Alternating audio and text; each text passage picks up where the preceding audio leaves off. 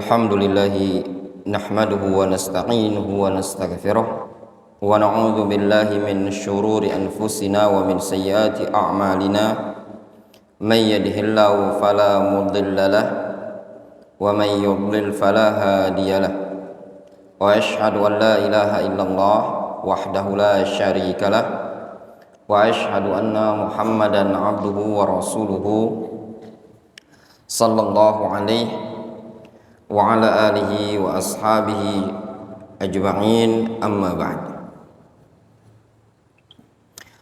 Kita lanjutkan kajian kita dari kitab Al-Ifadah wal I'lam, syarah Risalah Nawaqidul Islam yang ditulis oleh Syekh Sulaiman Ar-Ruhaili hafizahullah ta'ala. Pada pertemuan sebelumnya kita telah membahas yang berkaitan dengan bab syafaat. Beliau menyebutkan ada dua jenis syafaat, ada syafaat fid dunya, ada syafaat fil akhirah. Kita telah membahas yang berkaitan dengan syafaat di dunia, ada dua macam, yaitu syafaat al-makhluk kepada makhluk di sisi Allah Subhanahu wa taala di dunia yang bermakna doa. Seperti seseorang mendoakan orang lain. Misalkan seorang guru mendoakan muridnya supaya muridnya diampuni oleh Allah Subhanahu wa taala. Misalkan seorang murid mendatangi gurunya bilang, "Ustaz, doakan saya, orang tua saya sakit. Ustaz, doakan saya supaya lulus ujian." Dan guru tersebut mendoakan. Ini dikenal dengan syafaatul makhluk lil makhluk indallahi fid dunya, yang dikatakan oleh Syekh Sulaiman bimana doa, semakna dengan doa. Ini jelas boleh, ya. Namun ada tanbih, disebutkan oleh Syekhul Islam Ibnu Taimiyah di, ana lupa rujukannya, ana baca di Syarah Tathhirul I'tiqad karya Syekh Abdul Abbas Asy-Syihrī. Syekh Abdul Abbas Asy-Syihrī, Muhammad bin Jibril, ya. Abdul Abbas dulu di Damaj ada dua, ada Abdul Abbas Muhammad bin Jibril Asy-Syihrī, yang kedua Abdul Abbas Yasin Al-Adani. Dua-duanya mustafid dalam bab akidah. Nah, Abdul Abbas Asy-Syihrī, Muhammad bin Jibril, sekarang ada di Madinah.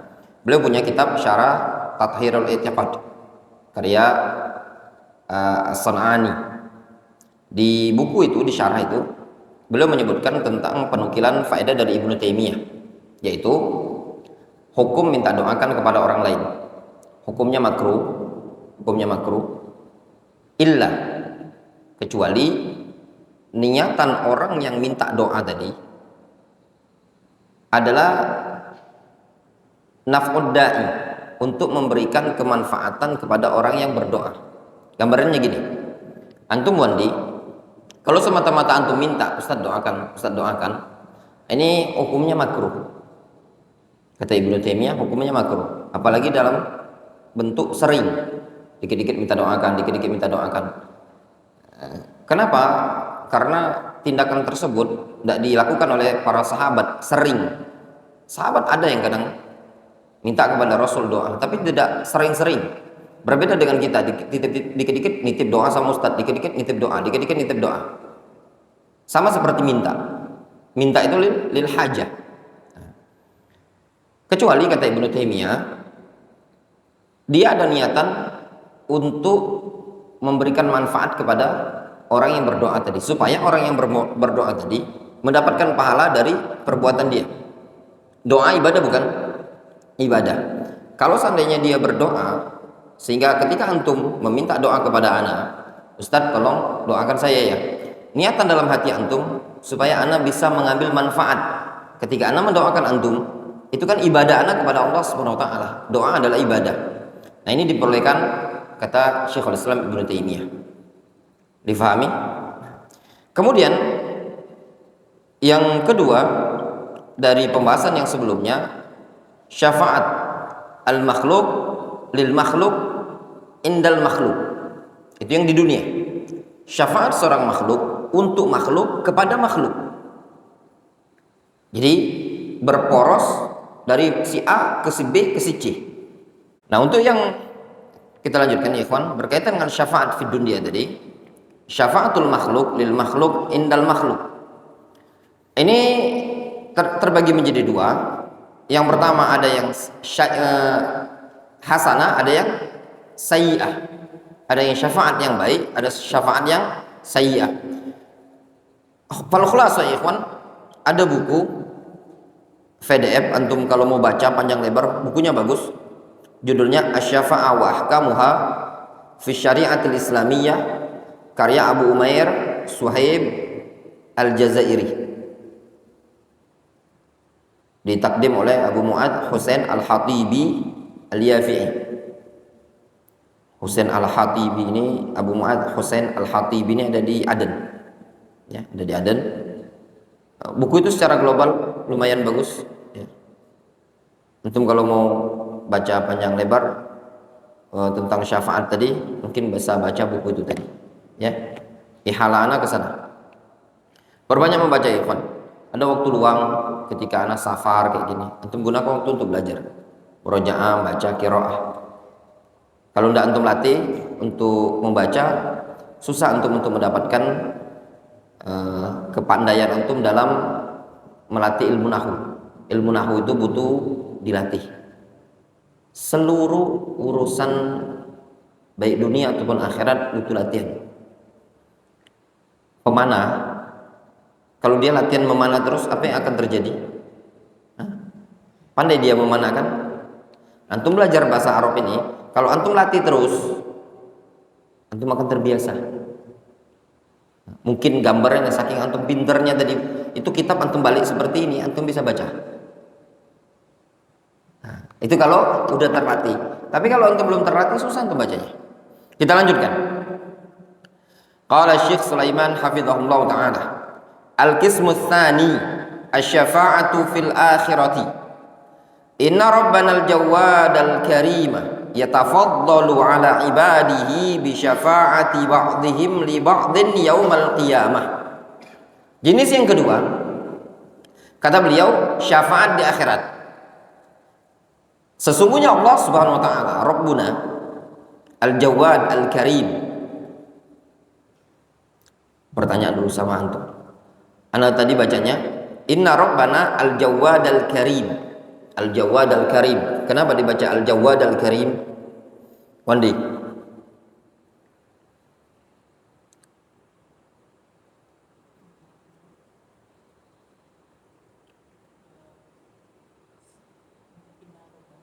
Inna Rabbana Al-Jawwad Al-Karim.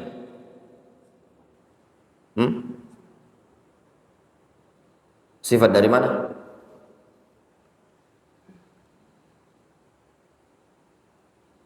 Bahasa lain apa?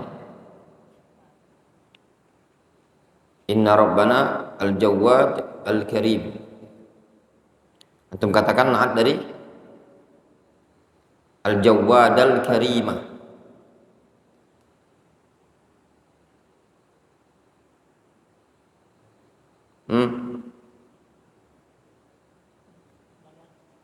Yang lebih tepat badal.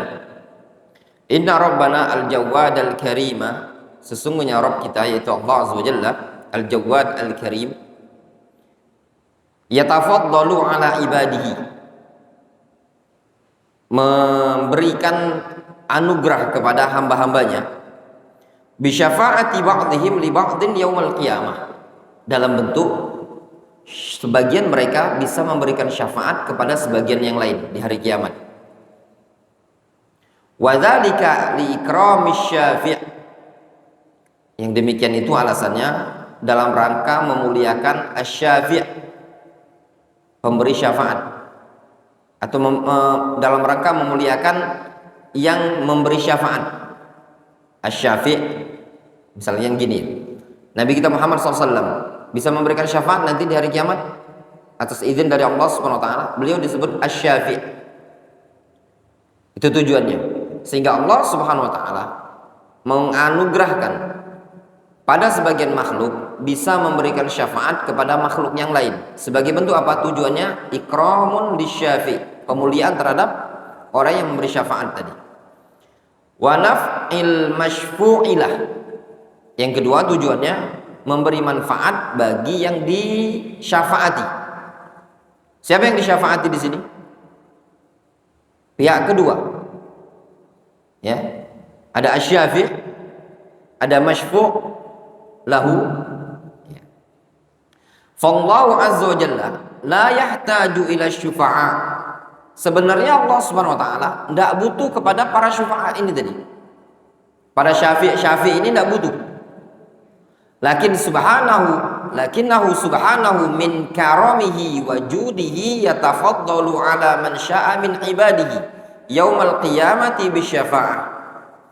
Akan tetapi Allah Subhanahu wa taala termasuk dari kemuliaan dan kedermawanan Allah azza wajalla, Allah Subhanahu wa taala menganugerahi kepada siapa yang Allah kehendaki dari kalangan hamba-hambanya di hari kiamat dengan bentuk syafaat.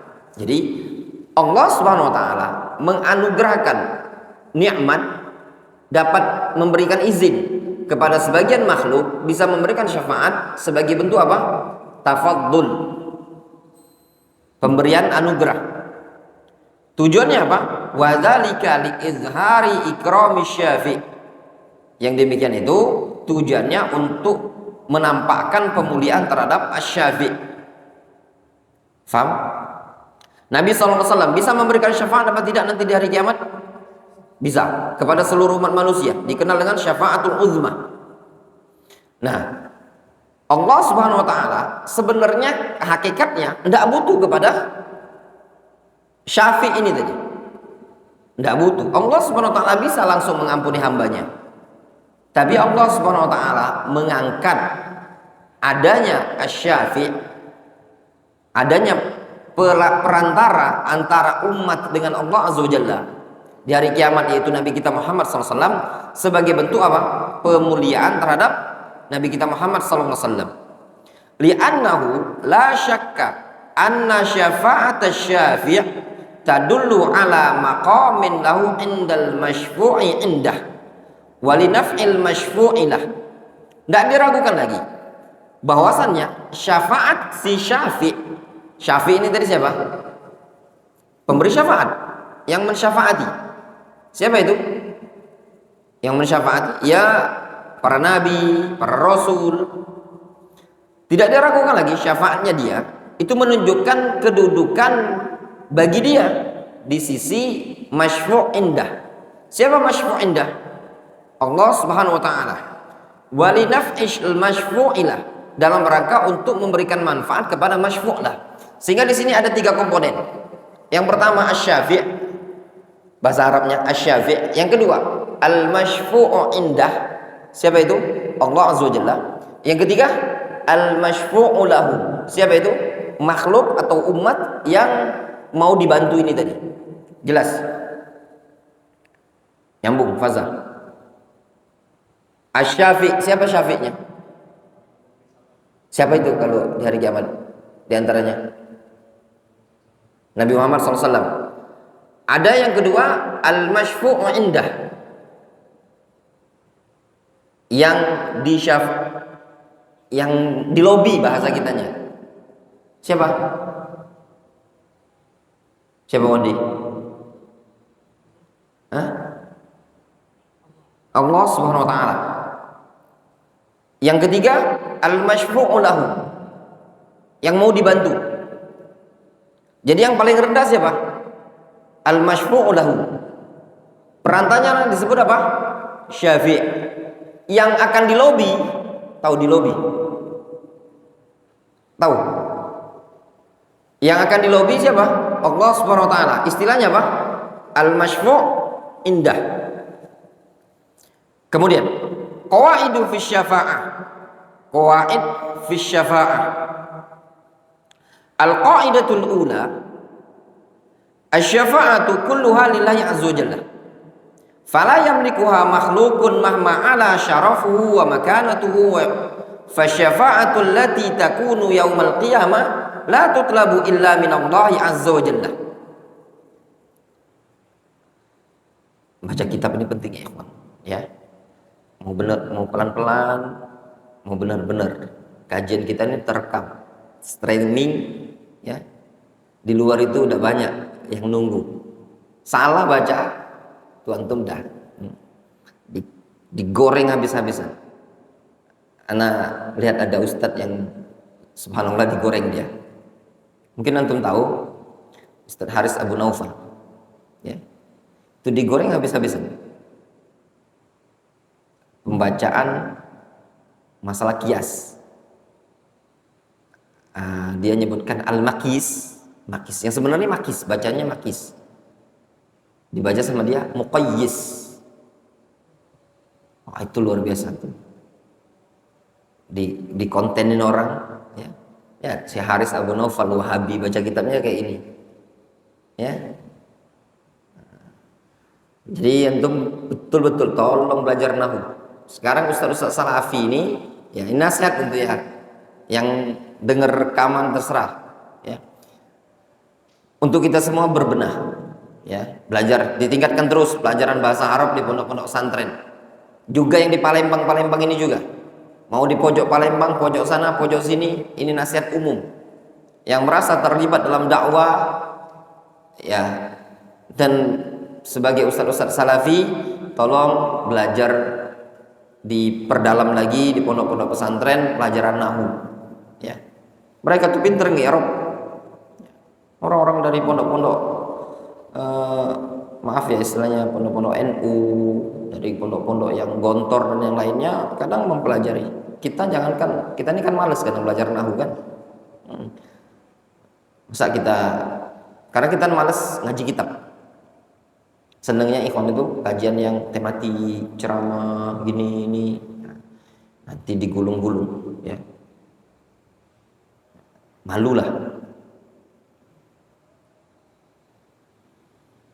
Al-qa'idatul ula, asy-syafa'atu kulluha lillahi azza wa jalla. Fala yamlikuha makhluqun mahma ala syarafuhu wa makanatuhu. Fasyafa'atu allati takunu yaumal qiyamati la tutlabu illa minallahi azza wa jalla. Kaidah yang pertama, seluruh syafaat milik Allah. Tidak ada makhluk yang memilikinya. Mau tinggi sebagaimanapun kemuliaan dan kedudukan dia, nanti seluruh syafaat di hari kiamat tidak bisa diminta kecuali dari Allah azza wa jalla. Jelas? Al-qaidatus tsaniyah. Kaidah yang kedua. Anna adillatasy syafa'ah al-mutlaqah muqayyadatan bil adillatil ukhra.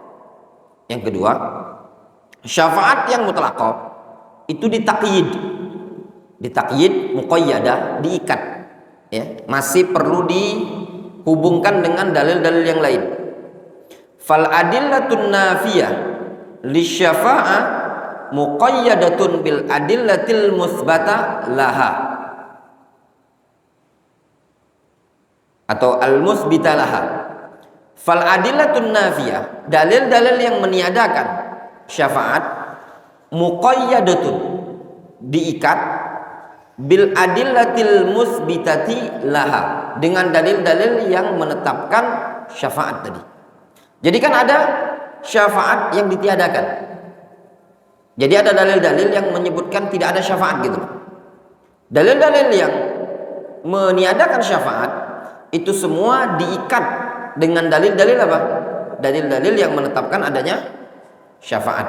Jelas?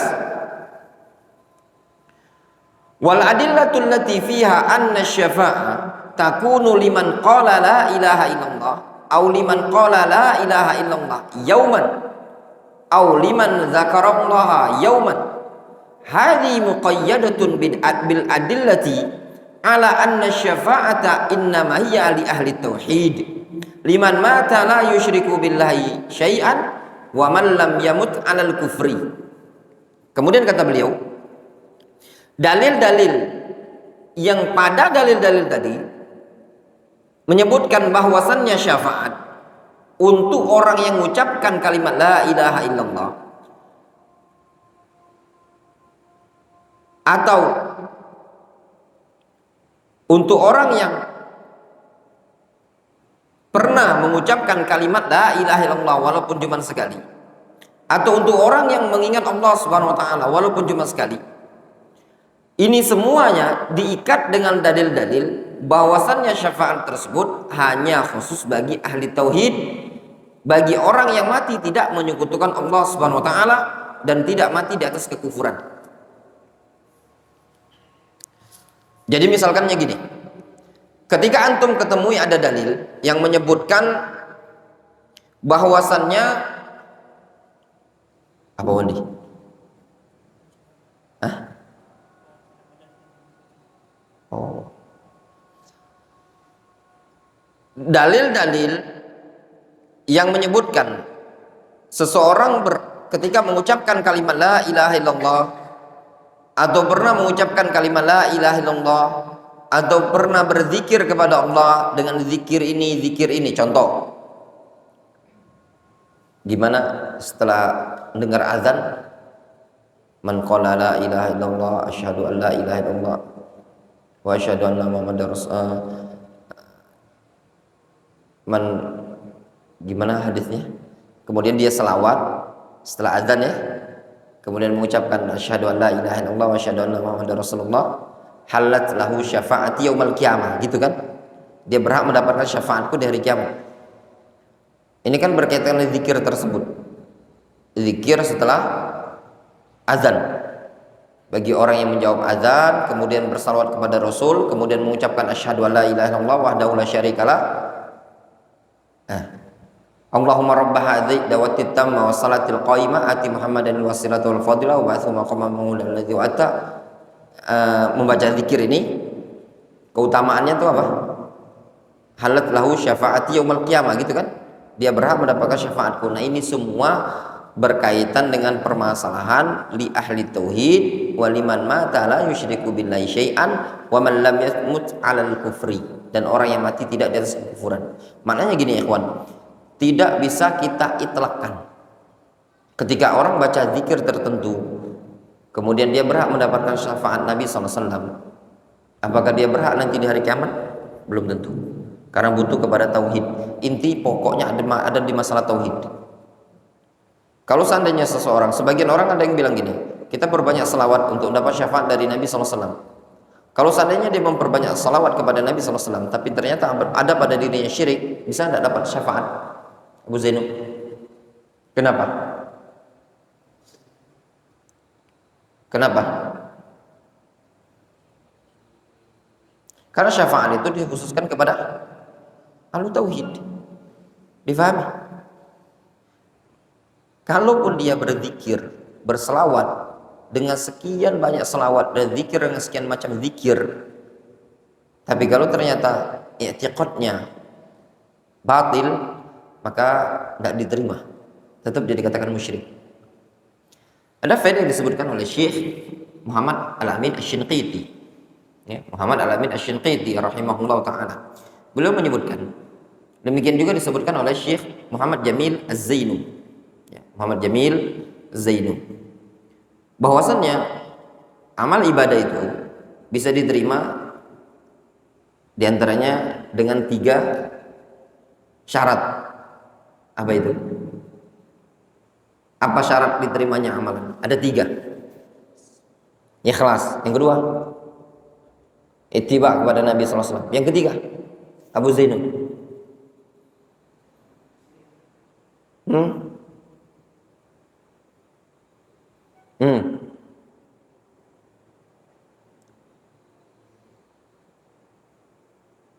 apa?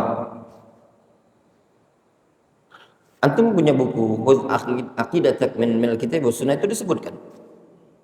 Ya enggak? Yang pertama simpelnya ya ikhwan, tauhid, atau istilah lain sihatul mu'taqad. Bagus keyakinannya. Maksudnya keyakinan bertauhid. Yang kedua ikhlas, yang ketiga mutaba'ah. Itu syarat diterimanya amalan. Enggak cukup ikhlas. Bisa jadi orang ikhlas pada suatu amalan. Antum sholat tadi ikhlas, tapi pada dirinya antum ada syirik, enggak juga diterima. Jelas? Antum ikhlas sholat maghrib tadi, tapi antum meyakini bahwasanya alam semesta ada yang bisa mengaturnya. Ada yang yadur wa yanfa, ada yang bisa memudaratkan, ada yang bisa memberikan manfaat selain Allah Subhanahu wa taala. Sah enggak salat maghrib tadi? Enggak akan diterima. Difahami? Nah, itu tadi. Jadi ada 3 syarat ini tadi. Kemudian kata beliau, amma man mat musyrikan billah fa innahu khalidun mukhalladun finnar. Adapun orang yang mati dalam kondisi menyekutukan Allah, maka dia kekal dalam neraka. La tanfa'hu syafa'atus syafi'in. Tidak akan bermanfaat syafaat orang yang memberikan syafaat. Ini hukum asal. Orang yang mati di atas kekufuran tidak bisa diberi syafaat. Tidak bisa diberi syafaat. Dia kekal dalam neraka. Terus bagaimana dengan syafaat Nabi SAW kepada Abu Thalib, pada pamannya? Itu namanya syafaatul khasah. Syafaat yang khusus. Yang terjadi hanya pada Abu Thalib dan yang melakukannya hanya Nabi kita Muhammad SAW. Dan itu digolongkan oleh para ulama. Di antaranya disebutkan oleh Imam Ibnu Abil Izz Al-Hanafi dalam Syarah Aqidah Tahawiyah, itu bentuk syafaat khusus bagi Nabi Muhammad SAW. Syafaat khusus bagi Nabi kita Muhammad SAW di antaranya syafaat beliau kepada paman beliau Abu Thalib. Di antaranya syafaatul uzma, itu syafaat khusus yang diberikan kepada Nabi Muhammad SAW. Tidak ada yang bisa memilikinya kecuali Nabi kita Muhammad SAW dan 2 itu tadi. Sehingga ada satu lagi, ada 3, agak samar-samar yang 3 ini, ya, disebutkan oleh Imam Ibnu Abil Izz dalam Syarah Aqidah Tahawiyah.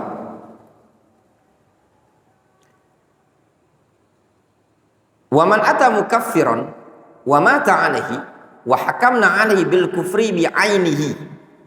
Yang mengerjakan kekufuran, mati di atas kekufuran, kita hukumi dia mati di atas kekufuran. Hakamna alaihi bil kufri. Ini secara global ya ikhwan ya. Wa kana dzalika muwafiqan lidh-dhahir wal batin. Dan yang demikian itu mencocoki zahir dan batin. Zahir dan batin. Maknanya gini ya ikhwan, ada orang mengerjakan kekufuran, mati di atas kekufuran, kita hukumi dia sudah mati di atas kekufuran bi ainihi, secara person. Difahami?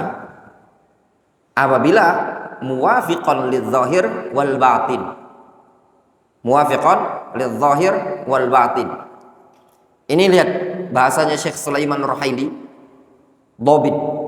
Beliau mengatakan wa kana dzalika muwafiqan lidh-dhahir wal batin. Orang itu mencocoki zahir dan batinnya. Maknanya apa? Orang mengerjakan suatu kekufuran tadi, mati di atas kekufuran, kita hukumi dia kafir apabila muwafiqan zahir wal batin. Batinnya juga melakukan itu tadi, zahirnya melakukan. Tapi kalau seandainya ternyata dia mati dalam perbuatan kekufuran secara perbuatan zahir, namun batin dia mengingkari, difahami? Tidak bisa kita hukumi dia sebagai orang yang kafir. Difahami? Misalkan contoh, seseorang dipaksa untuk melakukan perbuatan kufur. Kufur di hatinya mengingkari. Secara hukum Islam, boleh tidak seseorang mengerjakan perbuatan kekufuran namun hatinya mengingkari kekufuran tersebut karena mukroh? Boleh tidak? Boleh ya. Illa man ukriha wa qalbuhu mutmainnun bil iman. Kecuali orang yang dipaksa dan hatinya tetap di atas keimanan. Sudah ngerjakan kekufuran, masih dibunuh. Apakah dia dikatakan mati dalam keadaan kafir? Jawabannya tidak. Itu namanya mati asli. Kalau bahasa kita Palembang. Ya, Abu Zaid, mati asli. Mati sia-sia. Udah ngerjakan kekufuran. Kalau mendingan kayak gini, mending dilawan kan? Dia bilang, sudah, kamu harus sujud depan berhala. Sudah sujud masih ditembak pula. Kalau cak ini tadi lemah, dia aja duel kan? Kalaupun ndak kita tetap mati, paling enggak dia tadi udah patah kaki misalnya, seperti itulah gambarannya tadi ya. Ini udah sujud depan kekufuran, tapi hatinya mengingkari dalam rangka ingin menyelamatkan jiwanya dia. dia sujud depan berhala tapi masih dibunuh. Secara perbuatan kufur, tapi hatinya mengingkari kekufuran tadi. Tidak dikatakan dia mati di atas kekufuran. Yang dikatakan mati di atas kekufuran muwafiqan lidzahir wal batin. Difahami? Wa kana dzalika muwafiqan lidzahir wal batin. Fa innahu la yadkhulu fi ahli syafa'ah. Nah, yang seperti ini tidak masuk dalam golongan ahlu syafa'ah. Jelas ya? Nah, kemudian ikhwan, bagaimana dengan orang yang mati di atas kekufuran? Apakah boleh kita vonis sebagai ahlun nar? Faham gambarnya? Itu ada orang asli kafir. Hidupnya, semasa hidupnya orang kafir. Zahiran wa batinan. Kemudian mati di atas kekufuran. Boleh apa tidak divonis tuh masuk neraka dia? Hah? Boleh apa enggak Muhammad? Terus apa, masuk surga berarti? Juga enggak? Kemana? Hah? Dalam masalah ini ikhwan, sebatas ilmu yang Anda dapat, dulu Anda pernah ikut daras namanya Syarah Lamiyah Syekhul Islam Ibnu Taimiyah, yang ngajar Syekh Yaslam As-Subaihi. Beliau menyebutkan ada ikhtilaf di situ, ya. Ada yang menyatakan boleh, ada yang menyatakan tidak boleh. Ada juga dulu ketika daras juga Syekh Yasin juga menyebutkan sama seperti itu. Tapi kalau dulu Syekh Yasin lebih condong ke pendapat yang menyatakan tidak boleh. Ya, sudahlah pokoknya. Waktu ingat anak waktu itu daras Syarah Lumatul I'tiqad Syekh Ibnu Utsaimin. Terkait dengan vonis benar, at-ta'yin benar, itu ada dua macam. Ada ta'yin bil wasfi, ada ta'yin bisyakhsi. Adapun ta'yin bil wasfi ini boleh. Orang kafir di neraka, kaum munafikin di neraka, itu jelas boleh. Kalau ta'yin bisyakhsi, mentakyin secara person, nah, kata beliau, takyin saja yang sudah ditakyin Al-Quran, yang sudah ditakyin dalam hadis. Fir'aun di neraka, ya sudah Fir'aun. Orang-orang yang di zaman sekarang yang sudah tidak disebutkan di Al-Quran, dia sudah bukan urusan kita. Terus kata beliau, bagaimana dengan hadis ketika Rasul SAW melewati kuburan, kuburan musyrik, Rasul mengatakan, fabasyirhu bin nar. Fabasyirhu bin nar. Fal khulasa, Syekh Yasin Al-Adani rahimahullah ta'ala, beliau menyebutkan dulu hadis ini mukhtalafun fihi. Beliau lebih condong hadis itu dhaif. Ya. Ada buku, wallahu alam ya ikhwan, ana kasih merojik saja. Ada buku PDF, ada di Telegram, ya. Karya yang penulisnya sudah meninggal. Karya Said Da'ash Mustafid Dammaj, meninggal di perang melawan Houthi. Anda lihat di PDF itu ratusan halaman. Ringkasnya di buku itu penulis lebih menguatkan beberapa alasan dengan argumentasinya bolehnya mentakyin orang yang kafir sebagai penduduk neraka. Takyin dulu gitu loh. Misalkan si A, antum punya tetangga gitu loh, agamanya Nasrani, meninggal di atas agama Nasrani, dan bilang sambil ngobrol, itu lihat tetangga kita sekarang neraka tempatnya dia, baru tahu dia panasnya neraka. Berarti kan teman takyin dia kan, boleh apa enggak? Sebutkan boleh, ya. Itu kalau di buku itu, wallahu alam. Jelas ya? Ini min bab faedah ilmiah, dan mungkin antum akan ketemui di di pelajaran-pelajaran yang lain atau di buku-buku yang lain seperti itu. Nanti anak kasih PDF-nya. Baca sendiri kalau antum pengen baca. Difahami?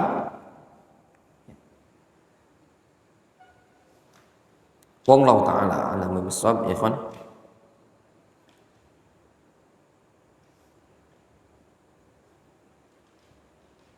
Masih ada kelanjutan ini. Insyaallah kita lanjutkan pada salat subuh besok ya, insyaallah taala.